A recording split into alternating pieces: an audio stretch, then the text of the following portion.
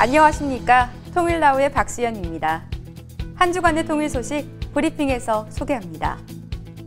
조명근 장관은 지난 15일 통일창업 아이디어 공모전 본선 진출팀과 대화 시간을 가졌습니다. 이날 장관은 전시 현장을 함께 본 뒤 간단한 다과를 나누며 청년에게 통일이란 무엇인지에 대한 주제로 자유롭게 대화했습니다. 이날 전시된 작품 중 최종 수상작은 심사위원회 현장 평가 점수와 관람객 현장 투표, 온라인 투표 결과 합산을 토대로 9월 말 발표될 예정입니다. 조명균 통일부 장관은 지난 13일 한국통일협회 출범식에 참석했습니다. 조 장관은 이날 격려사에서 남북 관계가 깜깜한 상황이지만 하나하나 풀어가다 보면 길이 열리고 평화 통일이 올 것이라고 말했습니다. 한국통일협회는 전직 통일부 소속 공무원 및 유관단체 회원들이 설립한 단체로 앞으로 대북통일정책연구와 통일교육, 남북민 교류 지원 등 다양한 사업을 추진할 계획입니다. 유엔 안전보장이사회는 현지 시간 11일 뉴욕 유엔 본부에서 전체 회의를 열고 대북 제재 2375호를 만장일치로 채택했습니다. 이번 새 결의안은 북한으로의 유류 공급을 30%가량 제한하고 북한산 섬유 제품 수입을 금지하는 내용이 주를 이뤘습니다.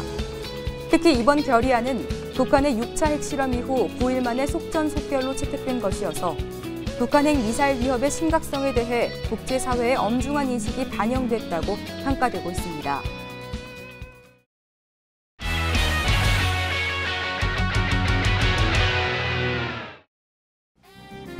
매월 진행되는 외국인과의 특별한 대화.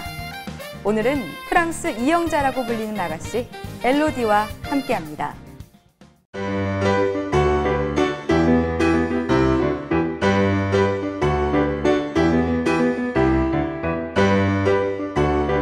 제일 좋아하는 것이 돼지국밥인데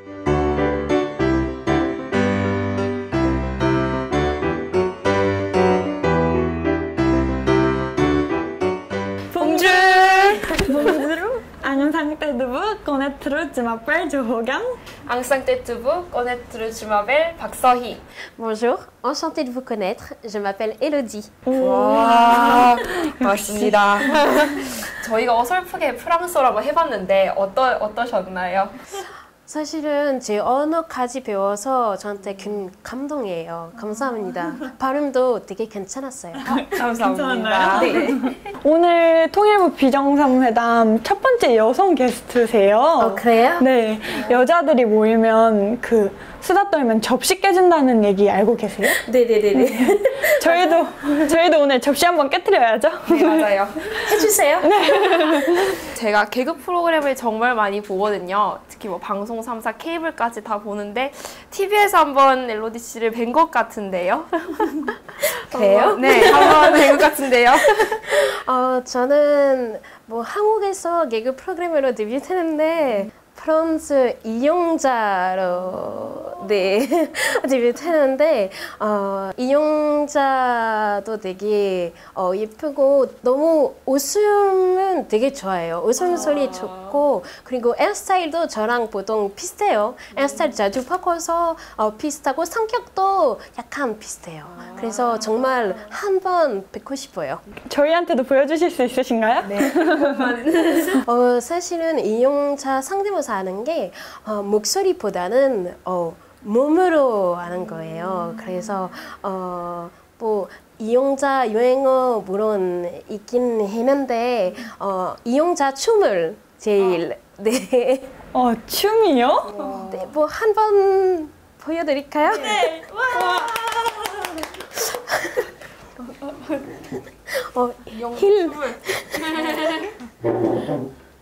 이용자 춤을 좀 엉덩이 뒤에 나가서 팔이 좀 이렇게 하거든요. 그리고 그다음에 이렇게 느낌이 있어요. 이런 거예요. 그래서 네. 대단하시고 약간 느낌이랑 그런 분위기가 비슷한 것 같아요. 저 아마 인정해야 할 것 같아요. 이용자랑 되게 닮았어요. 닮았다. 근데 프랑스 하면 이제 미식의 나라 그리고 빵의 나라기도 하잖아요. 그쵸. 저는 프랑스를 한 번도 가본 적이 없는데 뭔가 프랑스를 머릿속에서 상상하면 이렇게 원피스 입고 바게트빵 이렇게 딱 자전거에 꽂아서 이렇게 달리는 그런 모습을 상상하곤 하는데 실제로도 그런가요? 실제로는 일요일만.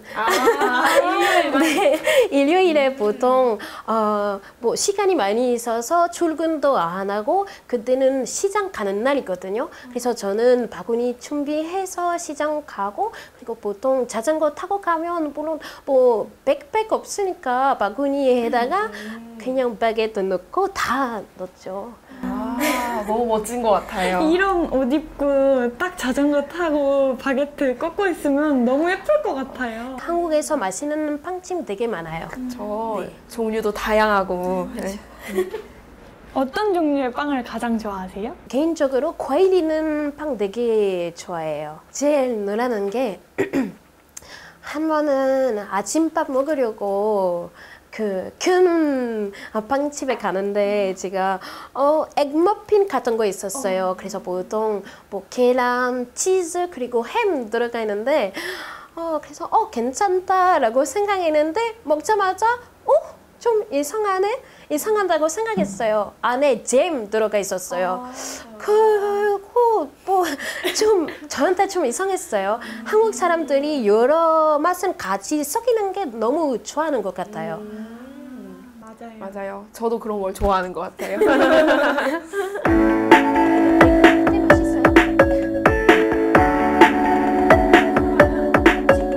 본격적으로 오늘 주제인 테러에 대해서 좀 얘기를 해볼까 하는데요. 이제 현재 전 세계 곳곳에서 특히 유럽에서 너무나 많은 테러들이 일어나고 있잖아요. 저희가 사전에 들어보니까 엘로디 씨 친구분도 그런 테러를 당하셨다고 들었는데 어떻게 됐는지 좀 자세히 얘기를 해주실 수 있을까요? 네, 그때는 니스에서 뭐 7월 14일에 작년에 7월 14일에 테러 당했는데 프랑스에서 제일 조용하는 날이니까 불꽃놀이 하는 편인데 그래서 다들 바닷가에 가서 뭐 보통 먹을 것도 준비하고 친구들 다 같이 모여서 바닷가에 가는 편인데 그때는 사람 정말 엄청 많았어요. 그래도 제가 한국에 있었는데 이상하게 제가 아침 인형관 아니에요. 그래서 보통은 뭐 11시에 일어나는 편인데 이상하게 그날은 뭐 새벽 5시에 일어났어요. 그래서 일어나자마자 휴대폰은 확인하고 니스에서 테러 당했다고 봤어요. 그래서 아직도 사실 생각하기만 하면 조금 힘들어요.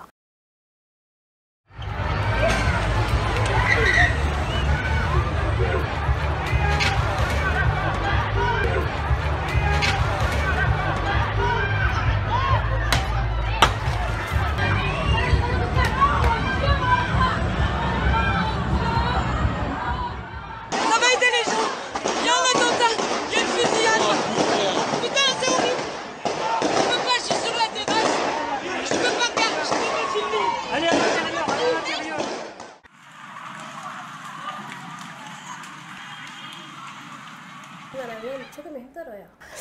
그때 뭐 파리에 있었을 때도 다른 친구한테 메시지 받았어요. 난 니스에 있는데 지금 너랑 같이 있었으면 좋겠다라고 보내는데 제가 바빠서 바로 대답 답장 못 보냈어요. 근데 이 뉴스 보자마자 그 친구 생각났어요. 갑자기 무슨 일이 생겼으면 제가 또 연락 몇 번 해봤는데 연락 안 되니까 그러니까 지금 프랑스로 가야 되나? 어떻게 해야 되나? 머리에 있어서 어떻게 해야 하는지 모르죠. 그래서 그때 이야기 안 하고 아마 뭐 거의 한 달로 이야기했어요. 같이 자기가 나한테 다 이야기했는데 이렇게 말했어요. 근데 나는 괜찮은데 내 주변에 내 옆에 있었던 사람들이 다 죽었다. 다 죽었대. 그래서 제가 또 그거 상상하고 물론 그냥 고맙다고 밖에 말할 수 없었어요. 그냥 살아있어서 고맙다라고 했어요.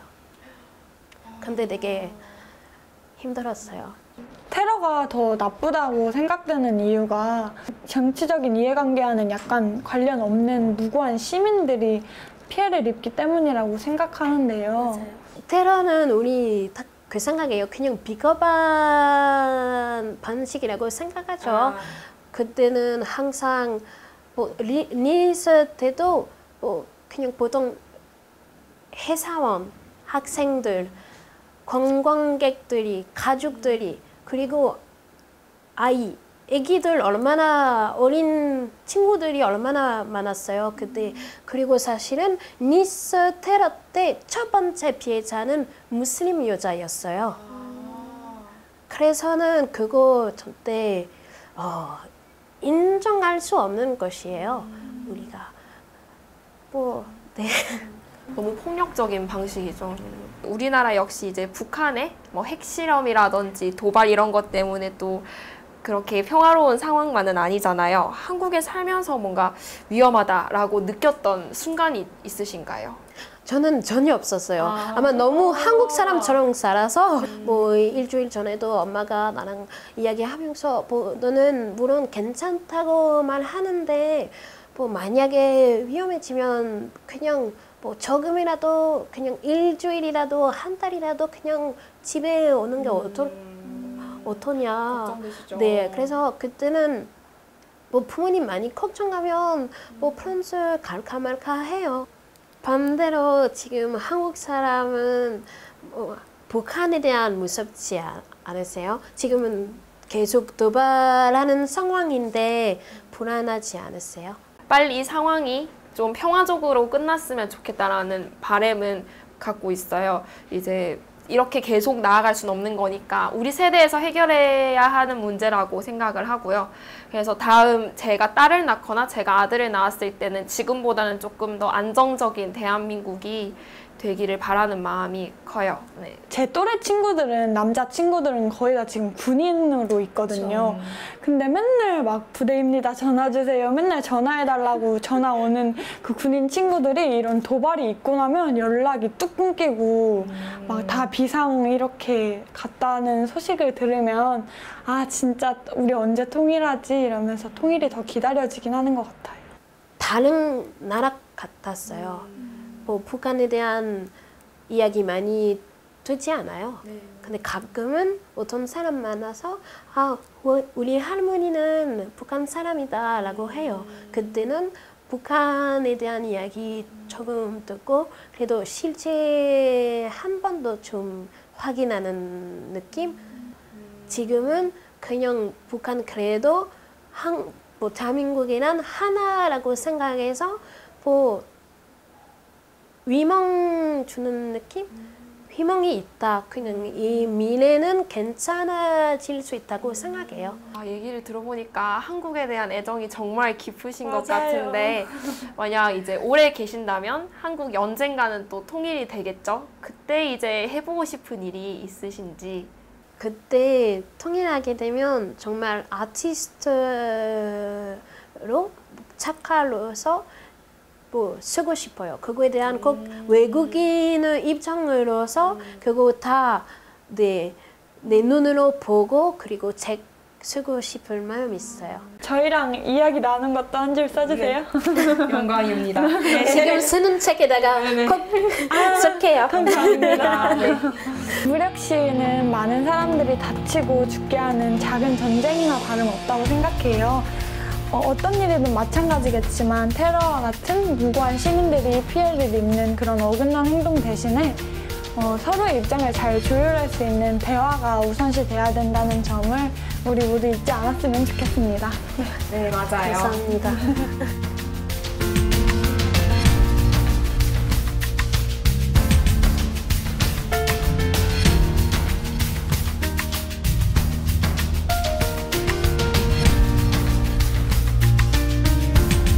테러 없는 평화로운 세상을 위해서 행쇼!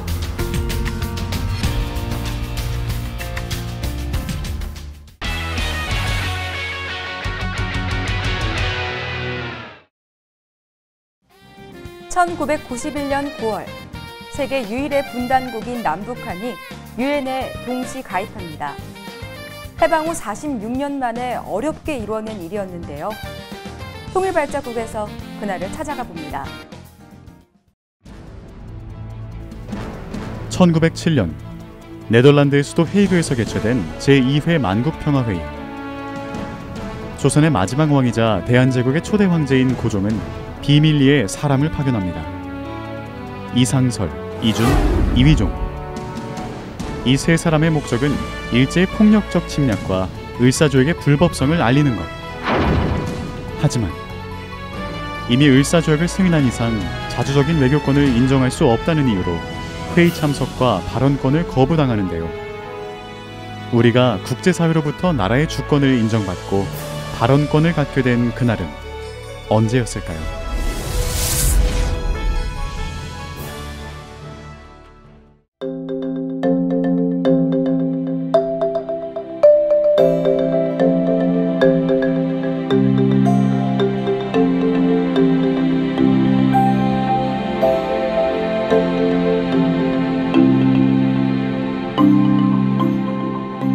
(1991년 9월 17일) 뉴욕에서 열린 제46차 유엔 총회.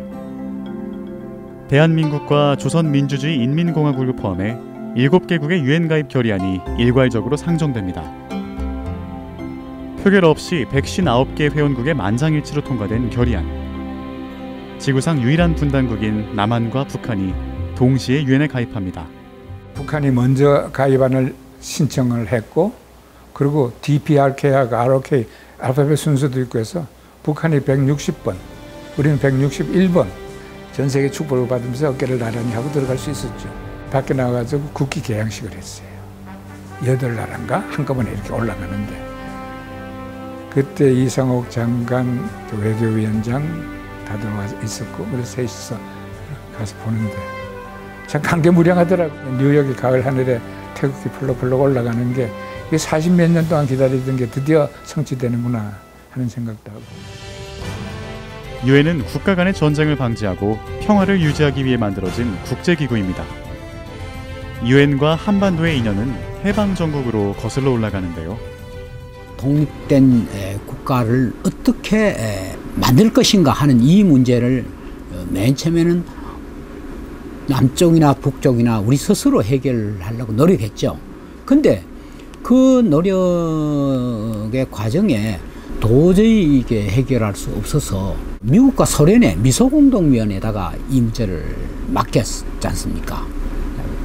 그 미소공동위원회에서 또 이것이 실패를 돌아가자 한반도에 독립된 그 민주정부는 유엔에 의해서 해결하자. 그 유엔 결의가 나고 또 유엔의 그 감독하에 총선거를 실시해서 유엔 결의안에 따라 한반도에 파견되어 총선거를 준비하게 된 유엔 임시위원단. 북한에서 이들의 입경을 거부하면서 남한 단독의 선거가 실시되고 유엔은 소련 등 6개국이 불참한 가운데 한국을 한반도의 합법정부로 승인합니다. 북쪽과 남쪽의 가장 큰 싸움이 어느 쪽이 한반도 전체를 대표해서 유일합법정부, 이 이념이 정부 수립부터 굉장히 시비거리가 되었습니다. 북측의 논리는 한반도 전체 대표가 참여하지 않았다.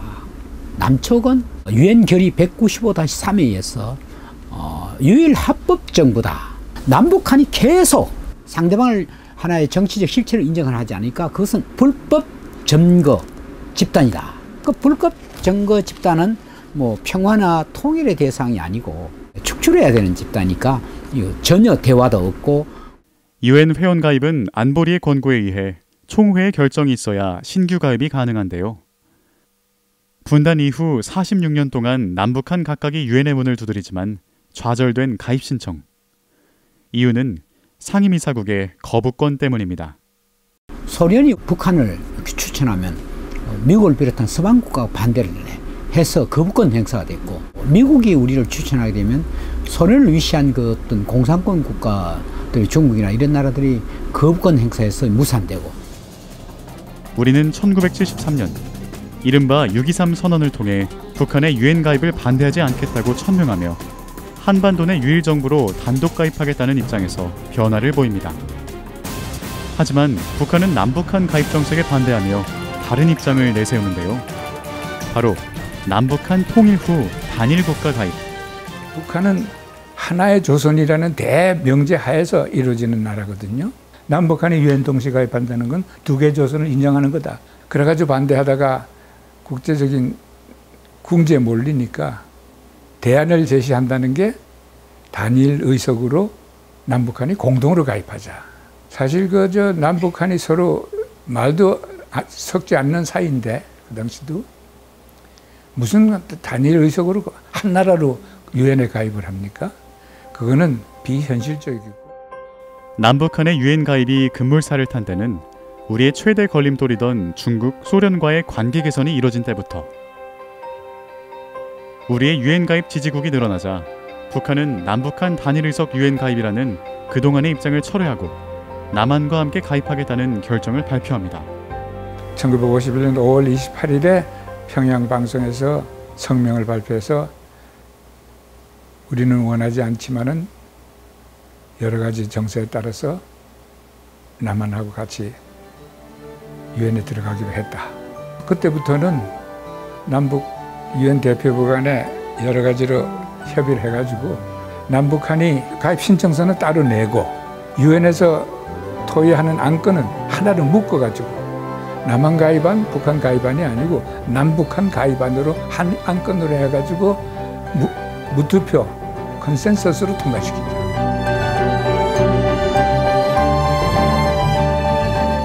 분단 이후 남북 간의 정통성 싸움이 되었던 유엔 가입 문제.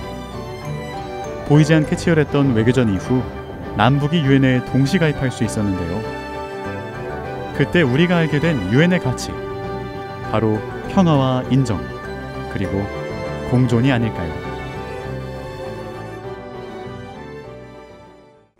오늘 준비한 소식은 여기까지입니다. 이상으로 통일나우를 마칩니다. 시청해주신 여러분 고맙습니다.